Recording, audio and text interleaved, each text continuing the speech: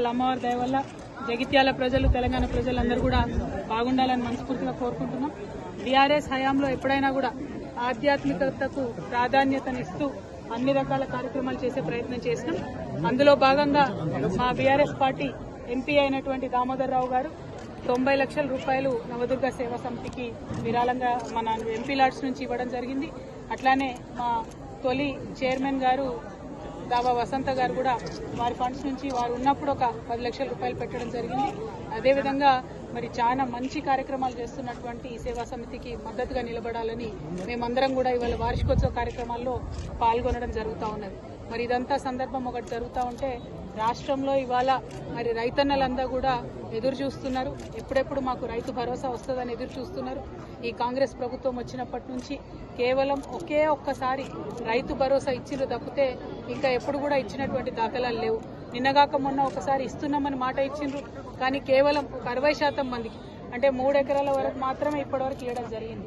మరి 3 ఎకరాల వాళ్ళకే ఇస్తారా, ఆ పైన ఇస్తారా, ఇయ్యరా, ఇస్తే ఎప్పుడు ఇస్తారు? మరి పోయిన సీజన్లో పెండింగ్ పడ్డ వాళ్లకు ఈ సీజన్లో ఆ బకాయిలను ఇస్తారా? మరి ఈ సీజన్లోనన్నా కరెక్ట్గా 100% మరి రైతు బంధు ఇస్తారా అనేటటువంటి విషయాన్ని ప్రభుత్వం ఎవరికి కూడా చెప్పడం లేదు. మరి ఆ అంశాలన్నీ ప్రజలు ఇవాళ అడుగుతున్నారు.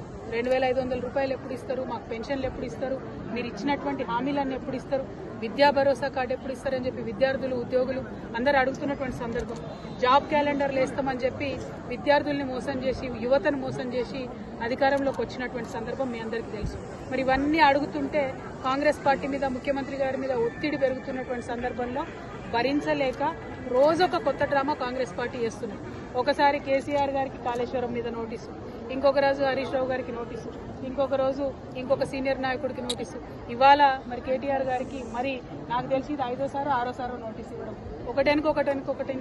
ఒకటి నోటీసులు ఇచ్చిన ప్రతిసారి ప్రతి ఒక్కరు ఏదో ఒకటి మాట్లాడి మొత్తానికి ప్రజా సమస్యల నుంచి దృష్టి మరల్చాలే, వాళ్ళు పబ్బం గడుపుకోవాలని చూస్తున్నటువంటి సందర్భాన్ని మనం గమనిస్తున్నాం. నేను ఈ వైఖరిని తీవ్రంగా ఖండిస్తా ఉన్నాను. మేము ఎప్పుడో చెప్పినాం, నోటీసులు ఇస్తే పోతాం, జవాబిస్తాం, మేమేం తప్పు చేసింది లేదని మా పార్టీ తరఫు నుండి మా నాయకులందరూ కూడా అన్ని సందర్భాల్లో కూడా చెప్పినటువంటి విషయం మీ అందరికీ తెలిసిందే. అయినప్పటికీ ఇవాళ తెలంగాణ భవన్కి తాళాలేసి మా కార్యకర్తలు ఎవరు బయటికి వెళ్లకుండా చేసినటువంటి సందర్భాన్ని మేము తీవ్రంగా ఖండిస్తున్నాం.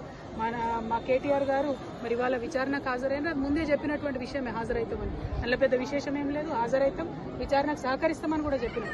ఇవాళ తను అక్కడ ఉండగా ఇవాళ భవన్లో మరి తాళం వేయడం అన్నది నిజంగా కూడా దుర్మార్గం.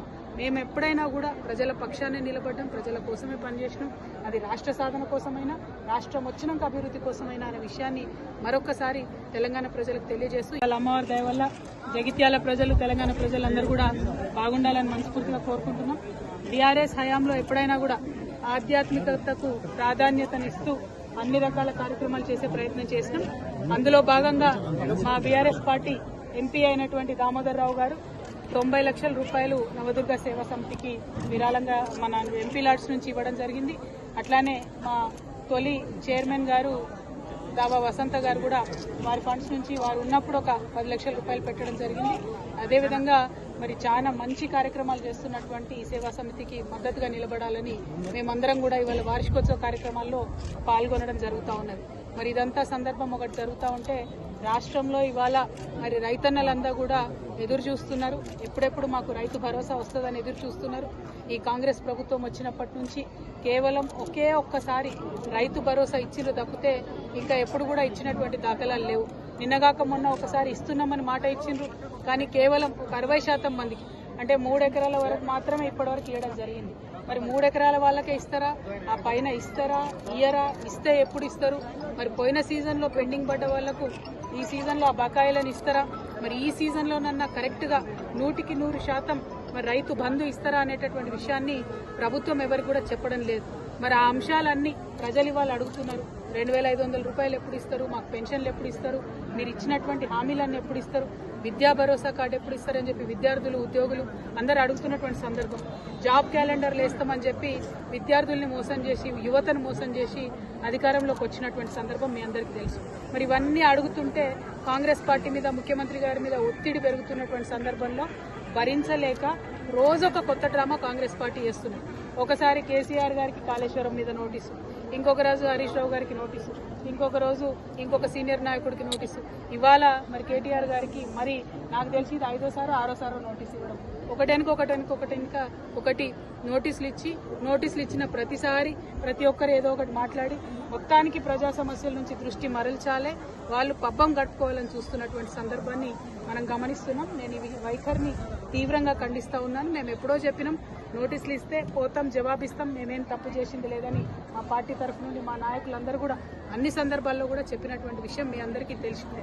అయినప్పటికీ ఇవాళ తెలంగాణ భవన్కి తాళాలేసి మా కార్యకర్తలు ఎవరు బయటికి వెళ్లకుండా చేసినటువంటి సందర్భాన్ని మేము తీవ్రంగా ఖండిస్తున్నాం. మా కేటీఆర్ గారు మరి ఇవాళ విచారణకు హాజరైన ముందే చెప్పినటువంటి విషయమే, హాజరవుతామని. అందులో పెద్ద విశేషం ఏం లేదు, హాజరవుతాం, విచారణకు సహకరిస్తామని కూడా చెప్పినాం. ఇవాళ తను అక్కడ ఉండగా ఇవాళ భవన్లో మరి